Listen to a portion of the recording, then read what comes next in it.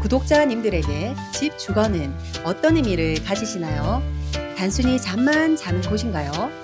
코로나를 지나면서 여러 가지 넷플릭스나 OTT 서비스들, 그리고 줌 같은 재택근무가 가능해지고 부산은 한 달 살기 가장 해보고 싶은 도시죠. 이런 부산에 주택 소유의 이유가 없어져서 월세로 거주를 하고 미분양은 폭증한다는 뉴스 기사. 과연 기사 그대로 믿어야 할까요? 전수진 소장이 10년의 경력으로 부동산 보는 눈을 제대로 키워드립니다. 안녕하세요. 매수부터 매도까지 확실하게 책임지는 전수진 소장입니다. 이제 휴가철이 끝나고 벌써 가을로 접어드는 시기인데 아주 많은 분들이 여기 부산역을 통해서 부산의 관광 명소인 해운대나 광안리, 그리고 점포 카페 거리 등 이제 다녀가시면서 부산에 대한 환상을 가지고 붙기를 하셨을 것 같습니다. 부산은 노인과 바다라고도 하죠. 고령화가 진행이 되고 있고 이제는 노인과 아파트라고 이제 노인과 아파트만 남을 거라는 이제 암울한 미래 생각을 하는 글들도 보이는데요. 지금부터 한 20년 정도 지난 부산의 모습은 상상이나 이제 예측이 어렵지만 지금 미분양이 폭증하는 이런 시기를 지나고 있어도 부산은 이제 서울, 경기도 다음으로 이제 인구가 많고 실거주나 이제 투자 수요가 많은 지역이고요. 2027년부터 29년도까지는 왜 아파트를 더 짓지 않았을까 하는 생각이 드는 시기가 될 것 같습니다. 저는 부동산 뉴스를 볼 때 이 기사가 나온 이유와 이 기사를 접한 대중들은 또 어떤 걸 느끼게 되는지, 그리고 시장의 흐름에는 어떻게 적용하게 될지에 대한 생각을 해보는데요. 뉴스 기사에 부산 월세살이와 미분양 급증한다는 이제 제목의 기사가 나왔습니다. 몇 가지 문장으로 이제 본질에 대해서 말씀드려 보려고 하는데요. 전세 사기 여파 등으로 월세 시대가 가속화되고 매매 시장에서는 양극화가 심해질 거라고 이제 전문가들은 전망을 한다. 이 문장에서는 사실 부산에 누가 봐도 좋다고 하는 아파트에서 전세 사기라고 불릴 만큼 이제 사기는 사실은 일어나지는 않는데 전세 사기는 주로 이제 빌라나 오피스텔에서 많이 일어난 거거든요. 그리고 매매 시장에서 양극화는 모두가 인정되는 부분이지만 사실 지금 전세 DSR이 확정적으로 되진 않았지만 전세를 구하시는 분들이 전세자금 대출이 어려운 경우들이 있어서 월세를 부담하기 싫으신 분들은 이제 평수를 줄이시거나 아니면 이제 어쩔 수 없이 월세를 가는 경우가 많습니다.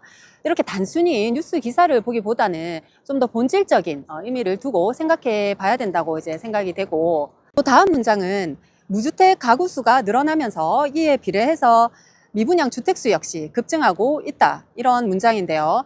무주택 가구 수가 이제 늘어나서 미분양이 급증한다기보다 사실 지금 미분양 현장들이 2010년대 이제 후반 이제 지어진 아파트들과 이제 비교를 했을 때 커뮤니티가 조금 더 이제 깨끗하다, 고급스럽다 정도까지는 아니고 조금 더 괜찮다 정도이기 때문에 사실 구조도 방 4개의 구조에 8서 타입 이제 팬트리까지 있는 경우도 있지만 사실 그 정도로 2, 3억씩 더 비싸게 주고 살 만한 이유가 안 되기 때문이죠.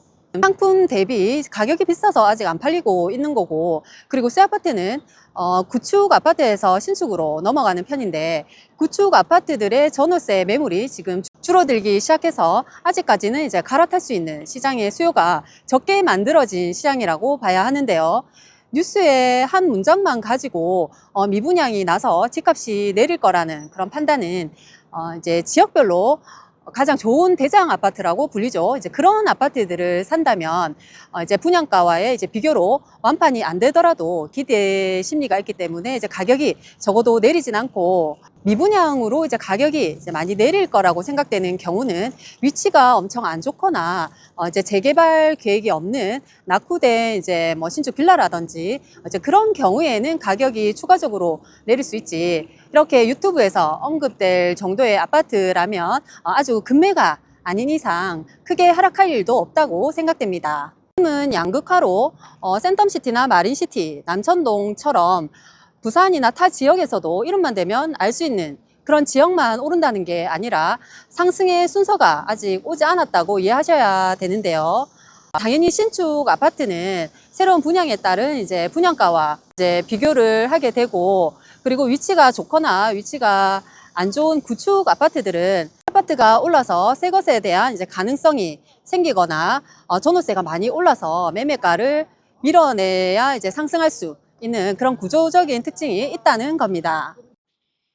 부동산은 생활권이 있고 아파트와 빌라, 오피스텔, 단독주택 여러 가지 유형이 있다 보니까 뉴스 기사 하나로 미래 전망을 단정 지을 수가 없는데요. 미분양을 생각할 때는 미분양이 늘어나는 통계로만 생각할 게 아니라 위치에 따른 계약률도 생각을 해 봐야 되고 전세 시대의 종말이라는 기사를 보면 전세 매물이 단순히 없다기보다 대부분 전세자금 대출을 하는 지금 상황에서 전세 자금이 혹시 잘 안 되진 않는지 좀 더 본질에 대해서 생각을 해보면 더 좋은 판단을 해 나가실 거라 확신합니다. 지금은 전세가율 자체가 낮아서 지금까지 경험해보지 않은 시장이잖아요. 지금 뉴스를 봐도 이해가 어렵고 이제 내가 가진 금액 대비 어디를 선택을 해야 가장 잘한 선택일지 이제 판단도 어려운데 혼자서 그렇게 어려워하지 마시고 저 전수진 소장과 함께라면 이 시장 두려울 게 하나도 없습니다. 오늘은 이제 낭만 가득한 부산의 부산역 앞에서 이번 휴가에 대해서 부산을 다시 한번 이제 그리워해 보시라고 부산역 앞에서 촬영을 해봤는데요. 부산이 낭만만 가득한 곳이 아니라 엄청 큰 이제 시세 상승도 준비되어 있으니까 부산의 실거주나 투자 둘 다 이제 고민을 해 보셨으면 좋겠습니다. 그럼 다음 영상에서 또 만나요.